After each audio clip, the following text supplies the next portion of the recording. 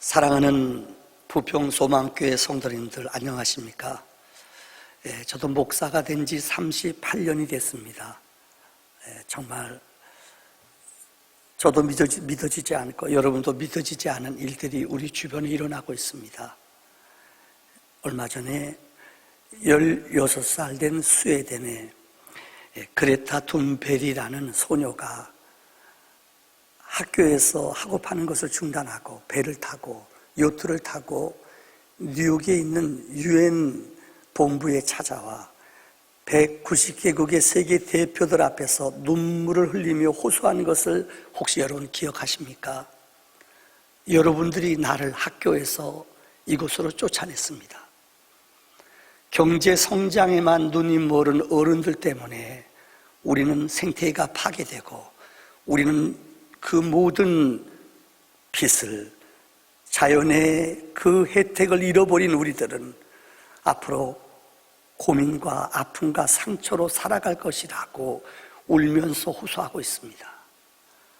여러분, 하나님이 주신 아름다운 것을 우리가 잘 사용하지 못해서 우리는 이런 엄청난 일들을 만나게 됐습니다. 저는 더 긴 얘기하지 않겠습니다.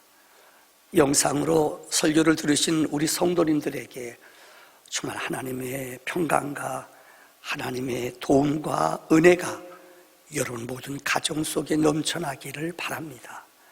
기도합시다. 전능하신 하나님, 정말 이렇게 이 땅에 코로나 바이러스 19로 인하여 온 땅의 모든 사람들이 두려움과 염려 속에 있습니다. 하나님, 얼마나 그동안 우리가 자유스럽게 예배하며 하나님 전을 드나들며 예배하며 우리를 하나님의 사람으로 축복하시며 인도해 주셨음이 얼마나 고귀하고 소귀한지 깨닫게 하시니 감사합니다. 지금 방송으로 예배를 드리며 하나님의 은혜를 사모하는 믿음의 성도님들을 주께서 위로해 주시옵시고 이 땅의 재앙이, 이 땅의 고통이 물러갈 수 있도록 주의 평강과 은혜로 우리를 인도해 주시옵소서. 예수님의 이름으로 기도하옵나이다. 아멘. 하나님 말씀은 요한복음 18장 10절로 11절까지의 말씀입니다. 하나님 말씀은 요한복음 18장 10절로 11절까지 두 절의 말씀입니다. 제 책은 신약성경 178쪽입니다. 이에 시몬 베드로가 칼을 가졌는데 그것을 빼어 대제사장의 종을 쳐서 오른편 귀를 베어버리니 그 종의 이름은 말고라. 예수께서 베드로더러 이르시되 칼을 칼집에 꽂으라. 아버지께서 주신 잔을 내가 마시지 아니하겠느냐 하시니라. 아멘. 저는 오늘 베드로의 무지라는 제목으로 말씀을 드리려고 합니다. 먼저 여러분에게 소설 하나를 소개하려고 합니다. 윤흥길 씨가 쓴 작년에 나온 책인데요, 완장이라는 책입니다. 거기에 보면은 요즘 말로 말하면 졸부인 최 사장이 엄청난 돈을 많이 벌었습니다. 그래서 그는 그 동네에 있는 그 널 저수지, 이곡리에 있는 널금 저수지를 사서 양어장을 만들었습니다. 그리고 그 마을에 건달로 불리어지는 종술이라는 청년을 데려다가 이 청년을 그곳에 관리인으로 맡겼습니다. 그는 완장을 채워줬습니다. 노란색 바탕에 파란색 글씨, 이 완장이라는 것을 차고 이 종술이는 건달 청년은 이것을 다니기 시작했습니다. 그런데 그 마을에 어느 동네 학생들이 와서 낚시하다 걸리면은 그는 그들을 데려다 호되게 벌을 주고 과시하며 완장의 힘을 발휘합니다. 어느 날은 그 연못에 호수에 자기 초등학교 동창 그 자녀와 함께 낚시하러 왔다가 그들과 맞짱 뜬 겁니다. 그래서 그들을 정말 보는 앞에서 회초리로 때리고 완장의 힘을 과시하며 그들을 정말로 무참하게 비인격적으로 쫓아냈습니다. 그의 완장은 평소 때도 그는 동네에 다닐 때도 완장을 차고 다녔습니다. 누구도 아랑곳하지 아니하고 완장은 그에게 너무 큰 힘이었습니다. 그런데 어느 날 그 채사장이 그 친구들과 함께 낚시하러 왔는데 이 완장의 힘이 너무나 센 거예요. 그래서 친구들에게 무례함을 범하고 말았습니다. 그래서 채사장은 너무나 화가 나서 그 완장을 뺏어버리고 그를 그곳에서 쫓아냈습니다. 여러분, 그럼에도 불구하고 이 주인공은 매일마다 종수리는 완장을 차고 다니는 거예요.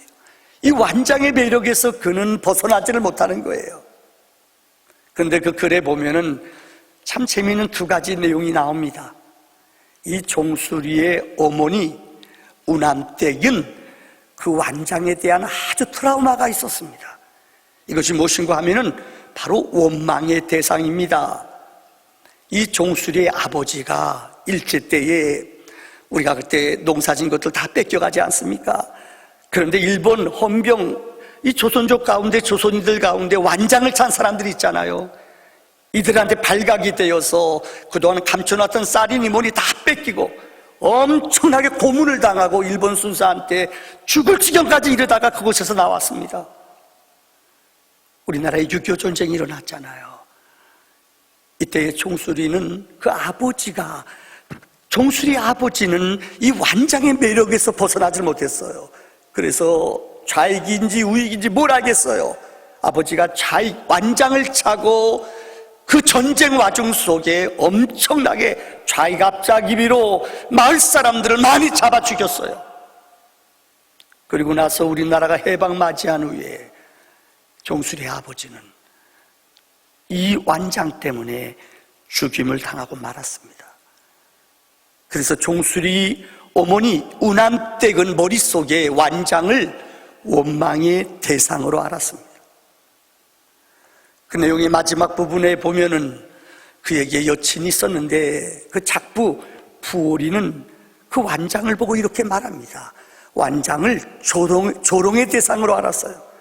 특별히 호남 특유의 언어를 가지고 이 소설을 썼는데 이 사람은 이렇게 그 부오리는 말해요. 눈에 뵈는 완장은 기중 볼 일 없는 핫바리들이나 차는 거야. 진짜 백의 완장은 눈에 보이지 않아. 이 말에 이 종수리는 정신을 번쩍 차립니다. 부오리 어머니는 그 완장이 그 물가에 떠내려가는, 하숫가에 떠내려가는 완장을 보고 이 이야기를 끝을 내고 있습니다. 여러분, 다시 말씀을 드립니다. 완장이라는 것은 사람들에게 힘을 주는 것 같아요. 어떤 마력이 있어요. 종수리뿐만 아니라 이 땅에 살아가는 많은 사람들은 완장을 차면은 자기가 무엇이 됐냐 착각하며 살아간다는 거예요. 오늘 본문에 기록된 베드로의 삶이 그렇습니다.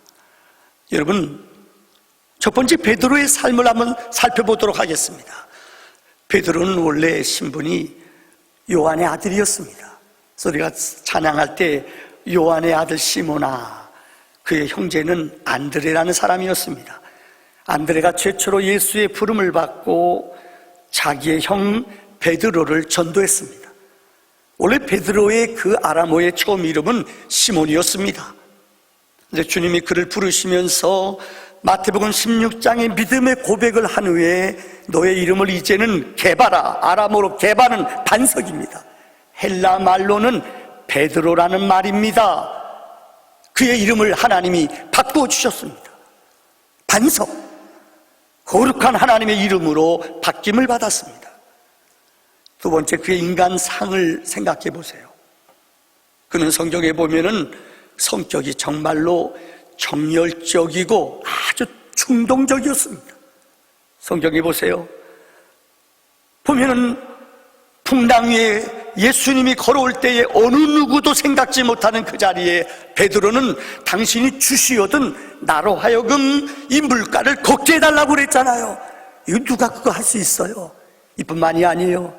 예수님 마지막 세족식을 하며 너희와 나와 발을 씻기면서 말할 때 베드로는 이렇게 말했습니다. 주님, 다른 사람의 발은 씻겨도 내 발은 절대 씻길 수 없습니다. 너희 가운데 나를 팔 자가 있을 것이다. 베드로가 뭐라고 그랬어요? 주님, 다른 사람은 몰라도 나는 절대 주님 팔 수 없습니다. 주님 말씀했어요. 너는 닭이 울기 전에 나를 3번 부인할 것이다. 베드로는 한마디로 참 정열적이고 충동적인 사람이었다는 것입니다. 그런데 그런 베드로가 성경을 보면은 이 선교적인 상황의 역사를 보면은 이 사도행전에 베드로의 사역이 너무나 주옥과 같이 쓰여져 있습니다. 사도행전 1장에 보면은 여러분, 가룟 유다가 세상을 떠났잖아요. 목매달아 죽은 후에 성경을 보면은 2명의 사람을 제비를 뽑아서 마띠아라는 제자를 12명으로 보충해서 완전수를 이룹니다. 이 일을, 제비를 뽑는 일을 주도한 사람이 누구였느냐? 베드로였습니다. 사도행전 2장을 보세요. 많은 사람들이 성령 받고 은혜 받고 몰려들었습니다. 이때 베드로가 설교할 때 3,000명, 5,000명씩 돌아오는 하나님의 기적이 있었습니다. 이 거룩한 기적을, 하나님의 놀라운 말씀을 선포한 사람이 바로 베드로였다는 것입니다. 사도행전 3장에 보면은 여러분, 성전 미문으로 들어갈 때 안진뱅이가 있습니다. 베드로와 요한이 들어가다 이렇게 말했지요. 은과 금은 내게 없지만은 내게 있는 건 내게 주노니 곧 나사렛 예수의 이름으로 일어나 걸으라고 말했습니다. 여러분, 요한복음 사도행전 8장의 말씀을 보세요. 사마리아 사람들에게도 복음이 증거됐다는 이야기를 들어요. 그래서 성경은 베드로와 요한을 그곳에 보냈습니다. 그런데 그들은 이제까지 성령이 무엇인지 알지를 못해요. 그래서 베드로가 그 사마리아 사람들한테 안수했더니 성령이 임하고 성령을 알았다고 말하고 있어. 사도행전 9장에 보면은 우리가 잘 아는 다비다라는 여인이 나오죠. 이 여인이 죽었어요. 그런데 죽은 여인을 베드로가 위에 기도해 줄 때에 다비다가 살아나는 위대한 생명을 얻는 역사를 베드로가 이루었다는 거예요. 여러분, 사도행전 10장을 기억하십니까? 이방 백부장이었던 고넬료라는 사람, 요빠에 있는 베드로를 하나님이 부르셔서 가이사라에 가게 하시고 그 집에 들어가 복음을 전할 때에 이방 사람 백부장 고넬료가 은혜 받는 하나님의 역사를 체험하는 온 가정이 예수 믿는 기적이 이 가정 속에 나타났다는 거예요. 사도행전 1장으로부터 10장까지 어떻게 보면 영적 사역의 주인공은 베드로였습니다. 여러분, 베드로가 어떤 사람이에요? 어부예요. 베드로가 어떤 사람이에요? 평생 동안 여러분 무식하고 어느 누구도 알아주지 않는 갈릴리 해변가에 별 볼 일 없는 어부예요. 그런데 성령이 임하고 하나님의 사역이 시작될 때에 베드로의 삶은 놀라울 정도로 거룩한 기적이 나타났습니다. 예수님이 부활하셔서 40일 동안 14번 우리들에게 나타났습니다. 성경을 보면 그 가운데 베드로는 자그마치 7번이나 예수님, 부활하신 주님을 만나는 영적인 위대한 체험을 한 사람이 누구냐? 베드로라는 거예요. 베드로는 어부였지만 성령에 붙잡힌 바 되어 하나님의 위대한 사역을 이루는 일꾼이 되었다는 것입니다.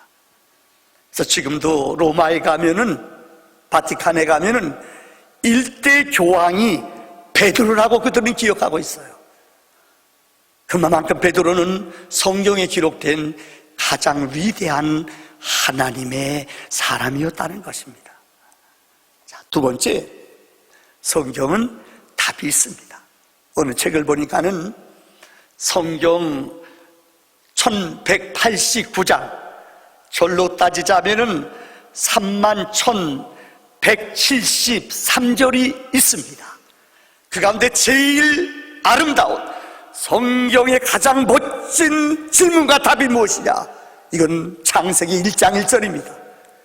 태초에 하나님이 천지를 창조하시느니라. 하나님이 세상을 만드셨다고 말합니다. 성경은 계속 우리들에게 하나님 만든 세계는 어떤 세계인가? 성경은 이것을 답을 주고 이것을 해석해주고 우리에게 그 질문에 대한 것들을 하나하나 알게 해주고 있습니다.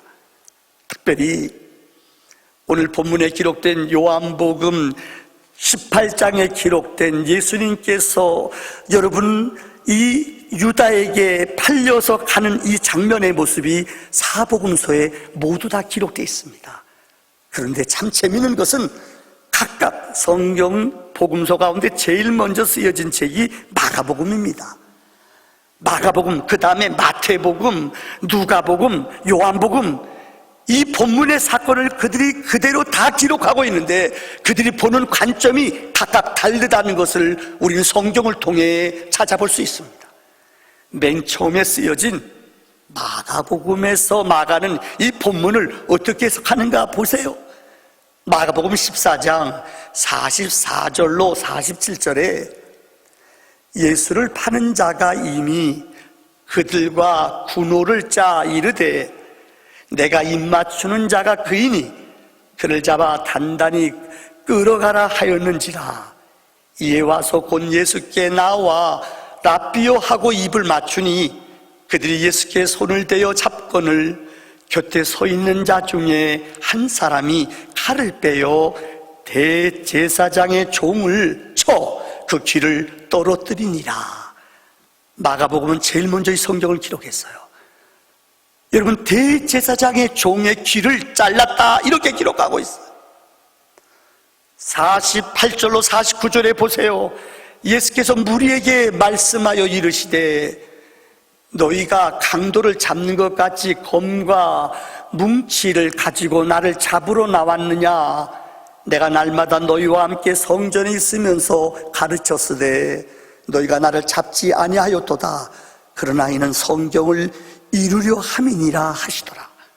여러분, 마태는 유대인을 위해 성경을 썼지요.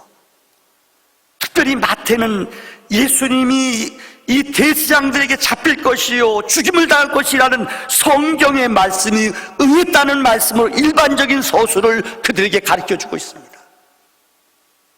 특별히 마태복음 두 번째 쓴 마태복음 26장 52절로 54절의 말씀을 보세요. 이에 예수께서 이르시되 내 칼을 도로 칼집에 꽂으라. 칼을 가지는 자는 다 칼로 망하느니라. 너는 내가 내 아버지께 구하여 지금 12군단 더 되는 천사를 보내시게 하실 줄을 보내시게 할 수 없는 줄로 아느냐. 내가 만일 그렇게 하면 이런 일이 있으리라. 한 성경이 어떻게 이루어지겠느냐 하시더라. 앞서 말씀드렸죠. 특별히 마태는 마가가 기록하지 못한 기절을 두 가지를 쓰고 있습니다. 칼을 쓰는 자는 칼로 망한다는 거예요. 또 하나, 내가 하늘에 있는 12군단, 군단은 보통 10,000명을 얘기해요. 그러니까 11만 명이나 되는 하늘의 많은 영들을, 천사를 우리 주님은 부를 수 있어요. 근데 주님은 부르지 않아요. 이유는 예수님이 이 땅에 오셔서 우리를 위해 죽어야지 우리를 살리게 하는 능력이 있기 때문입니다. 예수가 이 땅에 오셔서 죽어야지 우리가 살아요. 예수의 피가 우리를 살리는 능력이 있다고 오늘 성경은 우리에게 말하고 있습니다. 세 번째, 누가복음을 보면은요, 누가는 의사예요. 특별히 오늘 본문을 의사인 누가는 더 세밀하게 답을 가르쳐주고 있습니다. 누가복음 22장 50절로 51절에 그 중에 한 사람이 대제사장의 종을 쳐 그 오른쪽 귀를 떨어뜨린지라. 예수께서 일러 이르시되 이것까지 참으라 하시고 그 귀를 만져 낫게 하시더라. 여기 보세요. 오른쪽 귀를 잘랐다고 성경은 말해요. 그런데 주님이 그에게 이것까지 참으라 말씀하시며 그 귀를 만져 다시 회복시키며 낫게 하셨다고 누가는, 의사인 누가는 구체적으로 오른쪽 귀를 얘기하고 주님이 기도하고 다시 그를 고쳐주셨다고 말씀하고 있습니다. 마지막으로 요한복음 18장 10절의 말씀에 보면은 이 세 복음서보다 30년 뒤에 쓰여진 책이 요한복음이거든요. 요한은 이 세 가지의 복음서를 종합해서 그는 이 칼을 든 자가 누구고 휘잘린 사람이 누구인가 이름까지 구체적으로 우리에게 가르쳐주고 있습니다. 요한복음 18장 10절의 말씀을 보세요. 이에 시몬 베드로가 칼을 가졌는데 그것을 빼어 대제사장의 종을 쳐서 오른쪽 귀를 베어버리니 그 종의 이름은 말고라. 베드로가 가해자예요. 피해자는 말고예요. 여러분, 성경은 우리가 궁금해하고 우리가 알지 못하는 일들을 네 복음서를 통하여 정확히 하나님의 하시는 일들을, 하나님이 예언한 일들을 이루시는 것들을 우리에게 확실히 보여주시는 줄을 믿습니다. 이제 마지막 결론의 말씀을 드리려고 합니다. 베드로의 완장입니다. 여러분, 여기 베드로가 가졌다는 칼은 당시 이 이스라엘 사람들의 말로 칼로 마카이라라고 하는 칼입니다. 이것은 긴 칼이 아니에요. 조그만 칼이에요. 보통 이 마카이라라는 칼은 호신용으로 아니면 음식을 먹을 때 그들 가운데 힘있고 권력 있는 사람이 가지고 있는 것이 바로 이 칼이었습니다. 누가복음 22장 38절의 말씀에 보면은 그들이 여짜오되 주여 보소서 여기 검둘이 있나이다 대답하시되 족하다 하시니라. 그 예수님의 12제자 가운데 칼이 2자루가 있었다는 거예요. 근데 그 가운데 하나는 베드로가 가졌다는 거예요. 이거는 베드로의 권위도 되기도 하지만 베드로의 완장이기도 하다는 것입니다. 사랑하는 성도님들, 베드로의 칼은 완장입니다. 어느 누구도 어느 제자도 갖지 못한 그 칼을 그는 가지고 있었다는 거예요. 그래서 예수님을 잡으려고 유다와 그 대제사장 부하들이 예수님을 잡으려 올 때에 그는 그 검을 가지고 그 종의 귀를 잘랐다는 거예요. 유명한 신학자 헤스폴드 박사는 이 헤셀포드 박사는 이 기절을 이렇게 재미있게 풀고 있어요. 베드로가 검을 내리쳤을 때에 그는 분명 흥분한 상태로 사람의 머리를 쪼개려는 의도로 그를 쳤는데 의도하지 않은 엉뚱한 방향으로 갔다고 설명하고 있습니다. 참 재미있는 표현 같아요. 여러분, 베드로가 그때 마음 상태가 어땠을까요? 물불을 가렸을까요? 충동적이고 흥분자라는 베드로는 그 칼을 가지고 그의 머리를 내려쳤다는 거예요. 그런데 하나님이 비껴가게 하셔서 오른쪽 귀를 잘랐다고 성경은 말하는 거예요. 그는 그만큼 완장을 가진, 칼을 가진 힘있고 능력 있는 수제자라는 자긍심이 그에게 있었다는 것입니다. 두 번째, 여러분, 우리는 땅에 살아가면서 완장의 유혹을 받습니다. 여러분에게 제가 참 부끄러운 얘기입니다마는 최근에 우리나라의 어느 기업 회장님 집에서 있었던 일들을 여러분은 기억하지 않습니까? 아버지도 그렇고 엄마도 그렇고 그 자식들도 다 그렇대요. 저는 그 사실이 아니기를 바랍니다. 많은 그곳에 근무했던 사람들이 글을 쓴 것들을 봤어요. 차 타고 가다가 회장님이 그 운전기사 마음에 안 든다고 자기 마음대로 운전 안 한다고요, 뒤돌아보게 하고 가래침을 얼굴에 뱉었대요. 어느 때로 화가 나면은 자기 구두를 벗어서 운전기사를 사정없이 때렸대요. 경비원이, 그 집 경비원이 있는데 그 회사 직원으로 자기 집 개인적으로 쓰는 것인데 회사 노구로, 회사 월급으로 그 사람을 보충해 월급을 줬대요. 다 지나간 거 자기네 목문 곰팡이 쓴 것 음식을 먹였대요.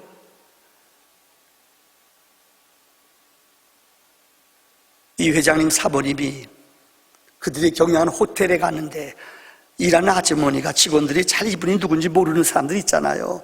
이분한테 아줌마, 어떤 분이 할머니 그랬대요. 그래서 그 다음날 해고됐대요.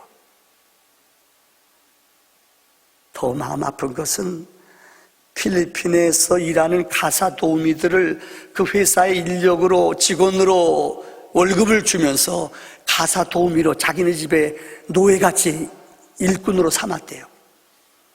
도망가지 못하게 비자까지 뺏어놓고, 이것이 지금 이 땅에서 우리나라에서 일어나고 있는 갑질하는 완장을 찬 사람들의 이야기입니다. 여러분, 우리는 안 그럴까요?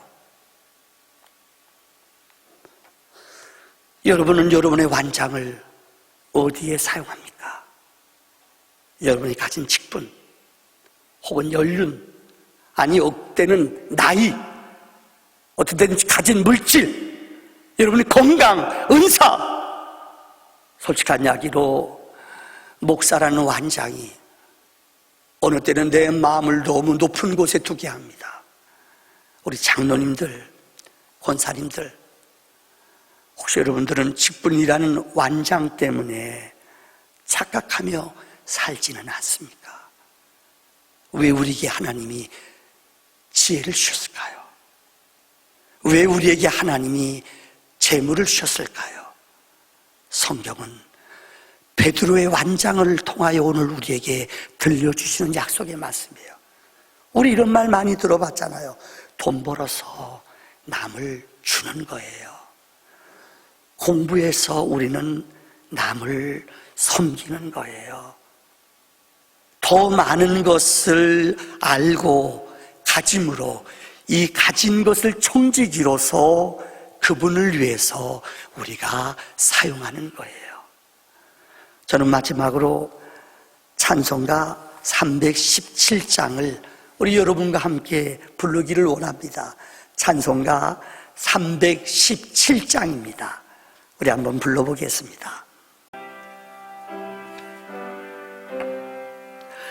내 주 예수 주신 은혜 한없건마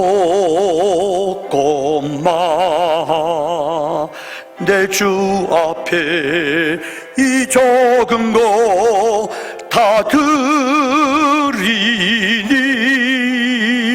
주 예수여 내 정성을 받으소서. 주 날 위해 보배로운 피 흘리사 그 귀하신 생명까지 다 주시니 내 천한 몸 이 생명을 왜 아끼랴. 주 예수께 빚진 것이 한없건마 나 주 위해 드린 것은 참 적으니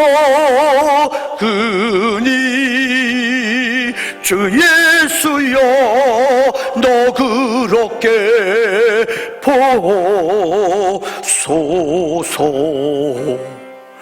날 위하여 십자가에 피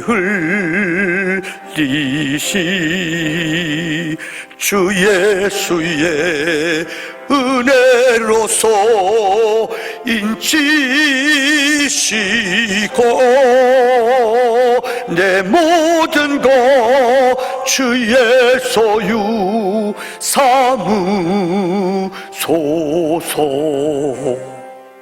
주 날 위해 그 귀하신 몸 버리사 이 내 몸을 피값으로